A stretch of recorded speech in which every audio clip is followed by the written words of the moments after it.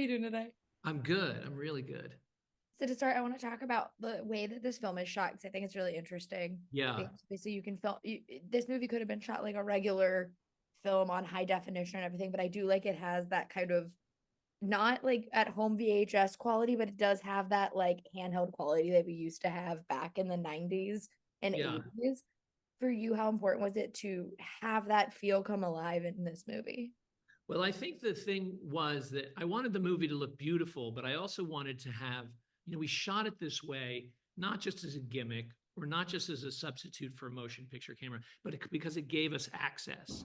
It meant that we could walk through a crowded market in Cairo and nobody would look at us because it just looked like somebody's, shooting a video on their iPhone with a friend. We didn't use lights, we didn't use boom mics. Um, and so the movie has kind of like a you are there kind of feel, kind of a caught live feel. It also has sort of a stolen aesthetic. Like we shot on airplanes, full dialogue scenes on airplanes in flight, which has really never been done, and Mm. um, without permission. And it gives it a feel that you just don't it would never look that way, it would never feel that way if you had set it up on a set. And so I love that about it, and I love how it just gives it a different kind of energy, and that's what I was looking for. I wanted to be able to walk through that Cairo market and see the world going on around us. With a normal film crew, you come in and you're so disruptive, and everybody stands around looking at you. And I wanted to be the one looking at the world and Mm. seeing like what the world was really like at that point in time. Now I want to ask about the plane because I live in New York, and one of my favorite things in movies is when you can tell people ran on the train and just filmed without permission on a subway Yes, train because it feels like an actual train versus like yes, you see it like like a actually set. permitted. Yeah. And yeah, did you find filming it that way made it feel more as if we were actually on that plane versus like when people get sets for planes and things like that? I think totally. It's really your judgment of whether Yeah. you felt like you were really there.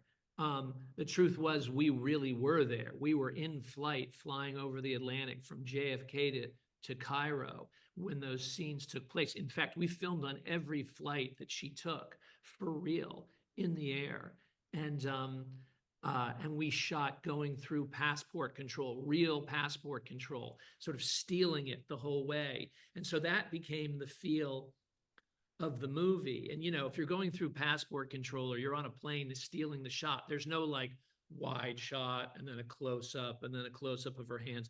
You're doing it in a much more, kind of fluid way, getting it. To me, I wanted it to be beautiful and I wanted the shots to be composed and have a fluidity to them and have a look to them and a unity for the whole movie. And we got that, but it demanded that we developed a different cinematic language for it.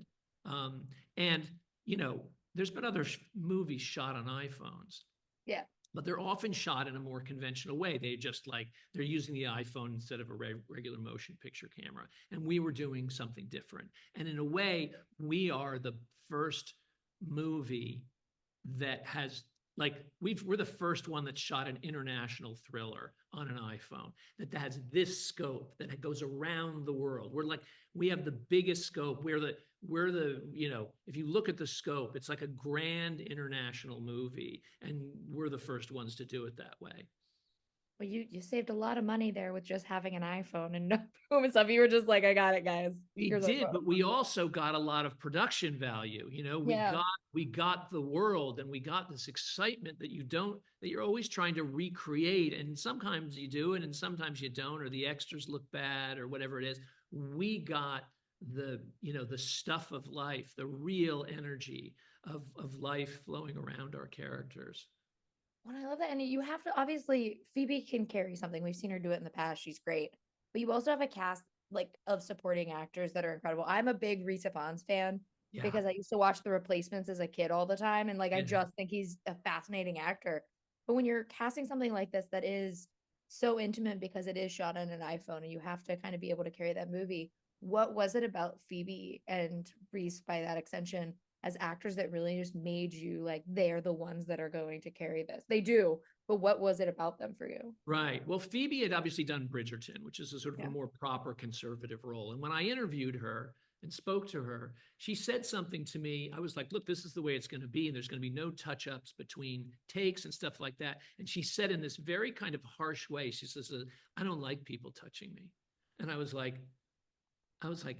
that's Maya. That's what Maya would say. And so then we went from there. And I realized that she had this tough kind of badass quality inside her. And that she was game, and just being game to do it because the movie was crazy was really important. And then Reese needed to have kind of an affability. He had to have a likability, like even though he turns out to be maybe something that you don't expect that he is, he's a great guy, and he's very compelling. And Reese has that. And Reese was also so excited about doing the movie this way. And he actually made it, he made it easier for the rest of the crew and of the cast to just kind of make them feel comfortable with it. And so he was such a huge asset to it and such a great actor.